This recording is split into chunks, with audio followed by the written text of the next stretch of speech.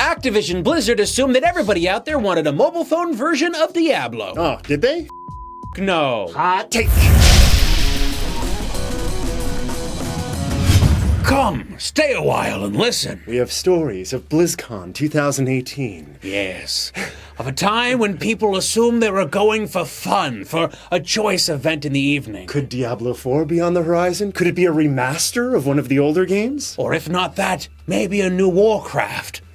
Well, they did announce Warcraft 3. They did, but that's not what... You know what would have been fun? If everyone just focused on that. But no, something else just happened. Completely overshadowed. Gotta Okay. drop the voice now. Okay, yeah, let's... Before BlizzCon 2018, Blizzard had posted a blog post that said, hey, there's going to be some Diablo stuff coming soon. It seemed like they're trying to quell expectations a bit. Like, don't expect that much, but something's coming, and we're going to be talking about Diablo. So the internet, of course, they're very reserved. They're like, okay, no, we'll wait and see what happens. Of course not. Everyone's like, Diablo 4! And then it went nuts, and everyone was happy and excited, and there was joy, and the Blizzard.net community was alight with wonder and just ideas of what could possibly be. People were they were saying, okay, it may not be Diablo 4, but we're possibly expecting a remaster of 1 or 2. So at the BlizzCon conference, they did show off a new Diablo game. Yes, it's a game you've probably heard of, Diablo Immortal. Yes. And it was not received very positively. Now, we're not talking about a day after. We're talking about at the convention proper. We're talking like 10 seconds after the words mobile phone was announced, the room died. Like, you could... It was amazing. Everyone was in a state of funk. Yeah, this is one of those things, one of those gaming things. It's like a little pillar in history. It's like, oh, remember that time? This is one of those things. Yeah. So this was so poorly thought out and planned by the folks behind this game that, it couldn't have gone any worse, in my opinion. So at first you announce a mobile game that's only coming to mobile phones, and then shortly thereafter you say, oh, well, we're opening it up to a Q&A. So what happens at the Q&A? What do you expect to happen at a Q&A like that? Somebody walked up and was like, is this an April Fool's joke? And it was sad. And everyone loves that man now. Now, look, folks, let's make this nice and clear right up front, okay? Blizzard is a company that has been around for a long time. You may not remember this, but people just assume they were nuts by putting certain games that they had on consoles in the past, like StarCraft on the N64, like Diablo on PlayStation. It's happened, okay? Yeah. Diablo, doesn't matter. Doesn't matter, okay? Basically, here's what goes on, all right? Yeah. Over at their offices, they're trying to find a new way to expand older properties into new form factors. It's fine. Yeah, it's fine. And you know what? Hey, I know you probably think, oh, it doesn't always work on mobile. There's some instances where it does. There's a really cool Hitman game on mobile. Actually, 2 really cool Hitman games. There's a sniper one. There's another puzzle game one. Hitman Go. Yeah, and there are really cool implementations you can do on the cell phone. The problem is, this isn't taking a franchise that has seen kind of releases in other places. Right. This is a special franchise. Yes. So this franchise it's a branch of Blizzard, and Blizzard makes, as you know, huge games, right? Yes. Diablo was born on the PC. Diablo is a PC game. When you take a title like that and then you place it on cell phones, it's going to get a little hairy, right? Okay. Yep. But that's not the only issue here. This is a game made only on cell phones, so it seems it's more egregious than ever because that separation from the PC base, it's like kind of spitting on the fans that had created that into an amazing franchise in the first place. Yes, because it's the PC fans that did that. It's what a lot of fans are really upset about right now is the idea that the game... I don't think people are upset that the game exists on a mobile phone. I don't think that in and of itself is what makes it bad. Yeah, there's more to this. Everything around this. Now, it's the idea that there's going to be microtransactions. It's the idea that the gameplay has been heavily reduced and made poor, which everyone that has played the game, to my knowledge, everyone has said the game played bad. It's oversimplified. And when you think of a game like Diablo, you think of something with some complexity to it. It's an RPG. A little bit. You have sort of like branching powers and things, and the way that you can control your character and select enemies and stuff. It's very specific. It's very very PC centric, right? Yes. So yeah, it's a big problem. We had spoken about some of the Diablo games and other Blizzard games being ported to other consoles. Where that's not so bad in the past is they started out on PC. And then they bounced onto a console here or there. A little test. They usually turned out pretty good, actually, for those eras. So, like the StarCraft 64 port was pretty. It was considered good back then. The PS1 port of Diablo, there was a PS1 port. It's still remembered fondly. And then, of course, we have several ports of Diablo 3 as well that are serviceable on console. I played mine most recently on the Switch. Actually, that's the latest version. Right? I played Diablo 3 on the PS4, and it was fantastic. Yeah, I mean, like these games can work. Like it's not like they can't. It's just they started on the PC. Yeah. You let the fans dig in. The fans, the PC crowd that made this series a thing. You let them get their fingers on it, and then afterwards, like, okay, here, Switch. Yeah, go ahead. Have fun. That may have been the way to go here, because clearly, if you watched any of the footage from this event, oh my gosh, it went poorly. The people on stage, and I feel bad for them, they did not expect it to go this way, even a little bit. No, Blizzard was not expecting that at all. No, this is like, I know some folks out there probably now look, I've got this weird thought process in my head, and I'm trying to really figure out what their process was, what they did to get to that point in mind where they're like, okay, we need this on mobile phones, and everything. I can kind of work through that process a little bit after. Okay, go ahead though. Well, so my problem was when I saw this happen, I'm thinking, okay, I know how I feel as a gamer right now, which was rage and screamage, right? Like and I haven't even played Diablo 3, right? I'm not like the core person for this. I played the first one, played the second one, thought they were all kinds of fun. Big fan of Blizzard over the years, but 3, it came out at a time when I didn't have time to play it, so I missed it. And I was always waiting, like eventually I'll pick it up. It's a great game. It's still worth playing today. And I eventually will get to it. But that's the thing.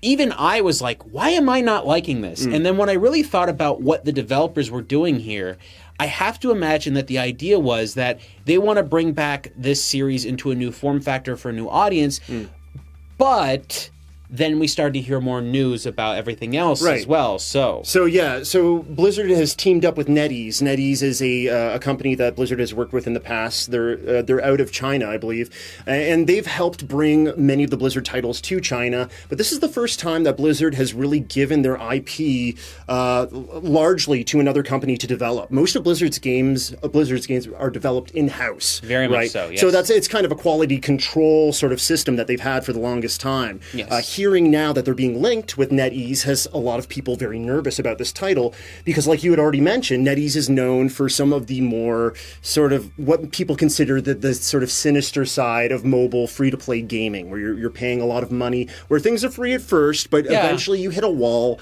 and then you gotta dish out a little bit of real-world cash to get by that. It's not actually gaming, it's just gambling. I mean, that's really what it is. The last time that we ever saw Blizzard really try to attempt to make a game with somebody else into a larger capacity, that was with StarCraft Ghosts, which ended up not actually coming out. And there may have been other projects that were in development that we simply just never heard of.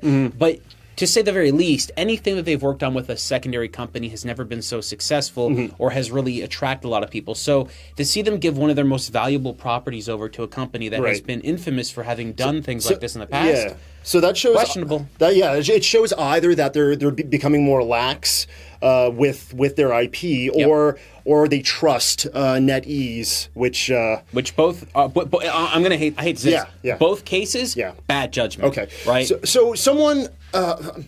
Several forum posts have kind of pointed to the fact that this game looks suspiciously like another NetEase title, Crusaders of Light is the name of the game.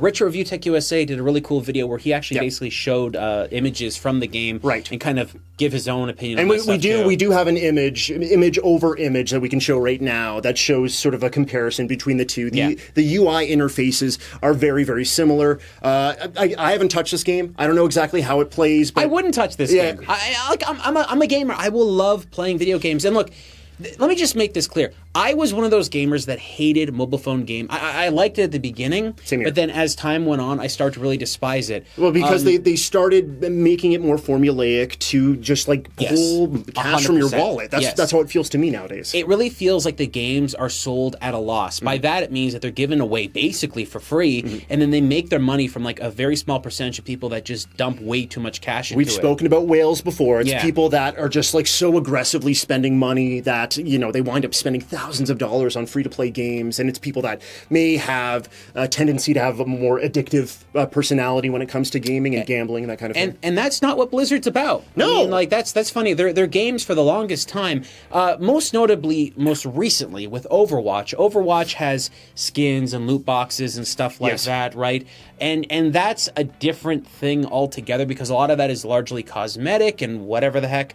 But it is one of those things where you saw a shift from the company for the first time there. Prior to that, a lot of their money was made from World of Warcraft. That's true. Right? And World of Warcraft was, you couldn't really buy individual items from what I remember. It was all a monthly fee, and you had to play to get all those things. All the currency that you had was within the game, and then you use that in auction houses and whatnot. We can't forget, though, that they did try to implement a strange kind of real money auction house into Diablo 3. There was a big controversy back then, and it was a few years ago, and because of how problematic it was removed from Diablo 3, and the world was much better because of it. Yes, everyone likes Diablo 3 now. I mean, I'm so confused as to... Now look, I read into this maybe a little bit more than most folks, but when I saw those people on that stage and like the look of worry on their face, and there was worry, like they did not look happy on stage talking about this. I don't know that the guys on stage were the ones making the decision, so I always feel bad for the folks that are out there. Right. Oh, you never know who's actually making, like, the head of the operations and stuff like that. They should never have said, what? You don't have a phone? Yeah. Everyone has a phone. Like, no. You always leave the aggression and the rhetorical... Here. Let me explain this. You go to QuakeCon and you tell them that the next Doom or Quake is only going to be on mobile phones, and you see what happens, okay? You go to any place that has a hardcore gaming demographic. Okay, look, I'm going to say this because I know this is going to sound crazy. If Nintendo was to be like, the next major line of Mario game is going to be on N-Gage, everyone would lose their crap. You're not supposed to do stuff like this. You need to know your demographic. You need to know your market. And when those folks were on stage talking this, even if they weren't in control, they clearly didn't expect the backlash they were going to get. And I don't know what to make of this. Like, what was the broken aspect there where they didn't expect this kind of blowback from basically doing this? Now, we did hear something very specific that kind of explains things a bit more. Yeah, okay, so this is sort of breaking at this time, because we just heard about this recently. Yes. Kotaku had reported that... Jason Scheer reported this. Yeah, according to two sources that are embedded within Blizzard, or quite close to Blizzard at least, they were supposed to be announcing Diablo 4 right after showcasing Diablo Immortal. So that was going to be the big announcement, and it would have gone a little bit more, I believe, like the Fallout announcements from before. 100%. Fallout 4 was showcased and announced at the same time as Fallout Shelter, and they posited Fallout Shelter like, hey, this is a fun little thing we worked on for a bit. It's free. It's out now. You know, get a little taste of Fallout before you get your big juicy Fallout 4 game. Yeah. And, you know, that's how it should have been. But for some reason, even then, and I've played Fallout Shelter quite a bit. Yep. At the beginning, then I hit that wall that all mobile games hit, and I didn't want to play it anymore. Right. It's very simple. Fallout Shelter doesn't look exactly like Fallout. It clearly was a game that was designed specifically with mobile phones and that kind of thing in mind. You can play on a bunch of other platforms, I know that, but it really was something that was designed for a specific idea. Yep. When you stab someone, and then afterwards you give them a cupcake, they're still going to remember the stab. Don't get me wrong. Could be a great cupcake. My wounds are healing now, by the way. Thank you. Yeah. I mean, it could be a fantastic cupcake. I'm talking, you know, like a really good buttercream top. I'm talking like it's stuffed with all right. Cupcake. All right? Diablo 4? This man likes cupcakes. Diablo 4, cupcake. Yeah. The mobile game is a stab. Yeah. And what everyone was going to do is, no matter what, they're going to remember that stab. Right. I don't think they understood what they were doing with this, because it really felt like, you know what you do? you tell everybody something Diablo cool's coming. You get them all in a room together, and what do? Guess what? Take out your phones. The next game's already there. Like, it's gonna piss people off. Yeah. You know what? Now that I think about this reminds me more of what Bethesda teased just recently when they were talking about the new Elder Scrolls games. Because they showed off their phone game that was like a full-fledged Elder Scrolls experience. Swords, yes. Yeah. And then after that, they showed off just like dive into like a CG cutscene of the land for what was it? Elder Scrolls 6? Sure, yeah. I mean, look, folks, I know this sounds pretty crazy, but like, all you need to do to offset this is just have done what Bethesda's done.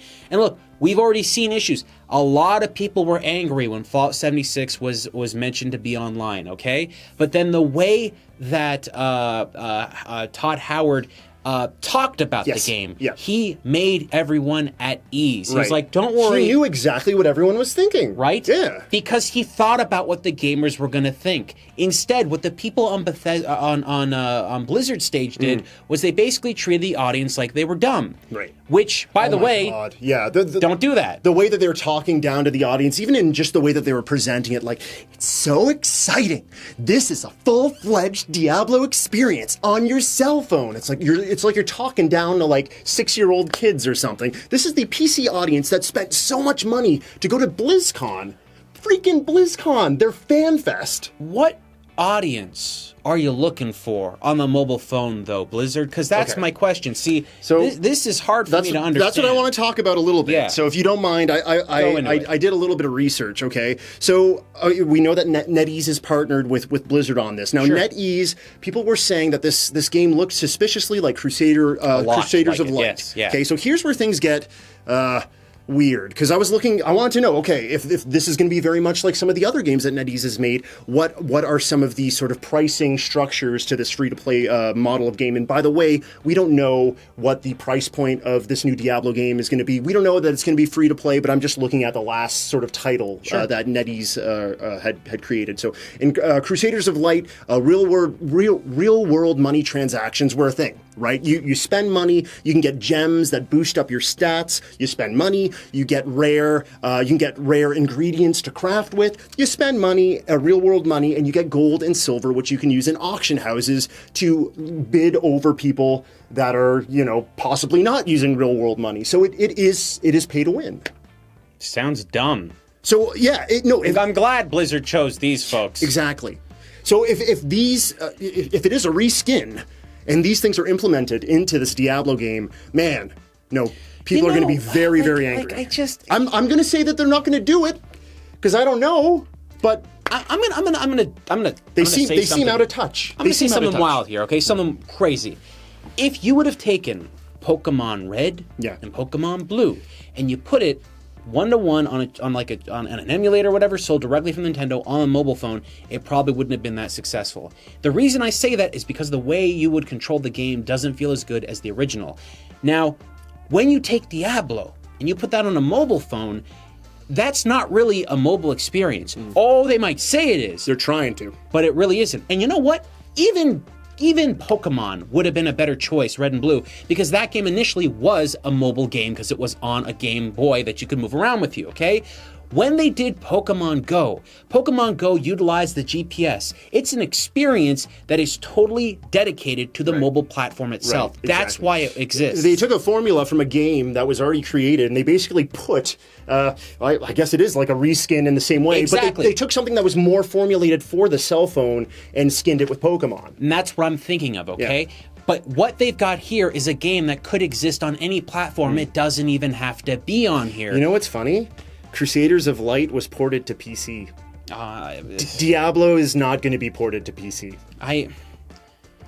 Blizzard. That's weird. I've seen a lot of journalists and reporters and reviewers and a whole bunch of folks, even some community people, talk about how they're giving you the benefit of the doubt and stuff. But I'm sorry, that's wrong. This isn't a benefit of the doubt situation. This is you completely not understanding your audience and then expecting sympathy after it blows up in your face. It's just, look, I get it. Gamers can be passionate. They can be mean. They can be angry.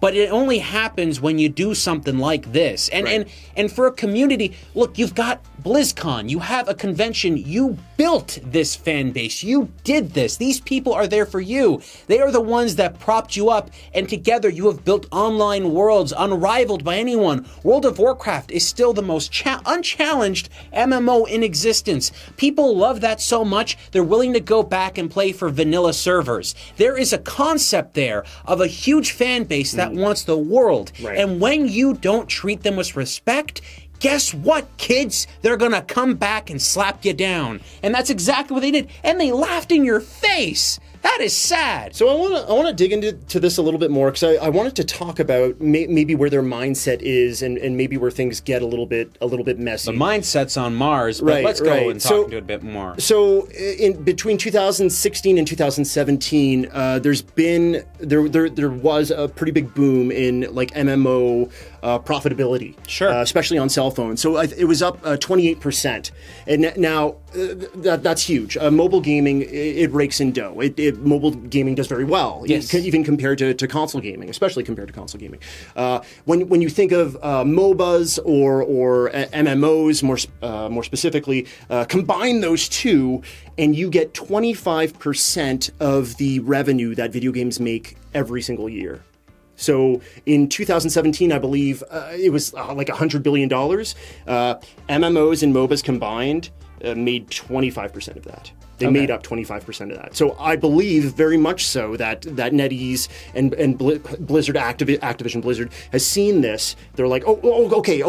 MOBAs and MMOs are huge. Cell phone gaming is gigantic, astronomical numbers. Why do we not have one of our games on this platform? That's bad business. That has to be why Diablo Immortal That's bad business. That's bad business. Because they're not thinking of anyone else. They're just thinking of money. I'm gonna explain to you why that's bad business, because I didn't realize this until I've done business things myself recently. So here's how this works. Imagine if everyone on the street has a hamburger joint. Okay, everyone has a hamburger joint on this one street. Every single restaurant is a hamburger joint. If you open up a hamburger joint, you think, wow, 100% of the business on this street are selling hamburgers. If I open one up, I'm gonna take a chunk of that pie. That's not how that works, you morons. It never works that way. What you gotta do is you gotta open up a hot dog stand, a taco stand, open up a vegan fruit parlor. Does it matter? As long as you open up something that's against the norm, you can actually take a new chunk out of the market. Do you have no brains? There is no possible way you're gonna walk in here and hope to take a chunk out of Pokemon Go. Do you think the Pokemon Go folks are like, oh, Diablo? That's not happening. I think you don't even get it. You guys are like old school dumb. I think their mindset is like, hey, you know what? MMOs were starting to be a thing before World of Warcraft came out, and we hit it huge. We do it right. Everyone knows Diablo as an IP. They're going to buy this, and they know that we do things right. Dude, NetEase is making this game. Like, NetEase has more of a grip on this title than Blizzard proper does at this point. Who cares? Did this game have any impact? I'm not going to buy it. Did this game have any impact in North America? The cell phone market isn't comprised of folks like us or the folks that are watching this show now. It's comprised of people who don't get those games. The reason why people got into Pokemon Go is because they played it when they were younger, and when they went to go play it again, it was because, it's a nostalgic thing, but it's introducing a new concept. It's the same stupid idea that people have, that it's like, well, anything can work if I do it. How many people are releasing PlayerUnknown or PUBG clones right now, and they're not being successful? In fact, the only one that recently came out that did have a success was Fortnite, but Fortnite was given away for free. Like, do you not understand this, folks? This Diablo game has to be given away for free with the hope that there's going to be a couple of whales out there. And then it has to compete with, like, where Fortnite was competing in a fairly small pool of similar games. I mean, there's a ton of online phone, like MMOs. And remember, when PUBG was at its top and then Fortnite came out, the player base for PUBG slid down and Fortnite increased. People that are gaming are already gaming. Your bid is that you're making something that's likely going to be stealing people's time away because you're not making a story-based Diablo game that has some kind of feature set like that focuses on the narrative and building of the world. What you have is something that is a simplified game mechanic that I believe they call a Skinner box, and what you've got here is essentially a game game that's going to bid to try and take away time from other games that are better than you. This is never going to work. But go ahead and try. I'm all for it. Here's the issue. One big issue I have, one big fear that I have, is that this game comes out, okay? Critically, maybe it doesn't do that well. Sure. But sales are like, not sales, but the money that it does make is thievery, yes. Is quite good. What happens if this game, if whales attach? What happens if this game like just prospers? Like, what happens to the Diablo franchise at that point? Are they interested in Diablo 4 if this is accruing so much cash? Oh, would you like me to tell you what happens? Please. Okay, here's the future for Blizzard. So what is it, NetEase? Yes, NetEase. Okay, so you took this concept and you gave it to NetEase. NetEase produces the game for $1.25. Does it matter? I know you didn't produce it in-house, so you got somebody else to produce it. Yes. You just made the folks at Activision look at your company and go, look what they did. They gave away their IP and they made more money. Let's just shut down Blizzard. What's the point of having these folks open? That's what happens, you idiots! How do you not know that? Everyone sees that happen. Do you think Activision is a happy-go-lucky company? Do you think EA is? EA shuts down companies left and right for fun, just because they can get another company to make one of their stupid IP games for nothing. And you have handed this dumb company, NetEase, you handed that IP on a platter. You're the dumbest company walking. And yeah, let's just say you did have Diablo 4, like, prepped and ready to go, and you didn't show it off for whatever reason. Now that only means that the hype and circumstance around this stuff is only going to be driven towards this. So now that Diablo 4 apparently just isn't being announced right now, everyone's going to be focusing on this. So the hardcore gamers that are there that want that Diablo fix, they're going to go for this game and they're going to make you look like morons. No way does this play out where you benefit. Not even a little. Not even a little. You're going to make a ton of money, but you didn't make the money. Someone else did. Maybe Activision will be smiling at the end of all this, but I Sure. don't see anyone else. They're going to save a lot of money when they fire people. Yeah, exactly. I don't see anyone else winning in this circumstance. So hey, you know what? If anyone's watching that has a different perspective on this, that thinks that they're actually going to be benefiting from this, please let us know. I would like to see how this could play in any way in their benefit, because I just don't see it happening. Can I wrap this up with a little quote? Go. So the producer, Mark Kern, one of the producers on Diablo 2, has spoken about all this recently. Very outspoken individual. Yes, he said he had quite a long sort of post about this, and one sentence just rings true to all this. All right. What you're seeing is Blizzard not understanding gamers anymore. That's about accurate, folks. What do you think? Do you think Blizzard understands gamers anymore? Or what? Let us know what you think in the comments below.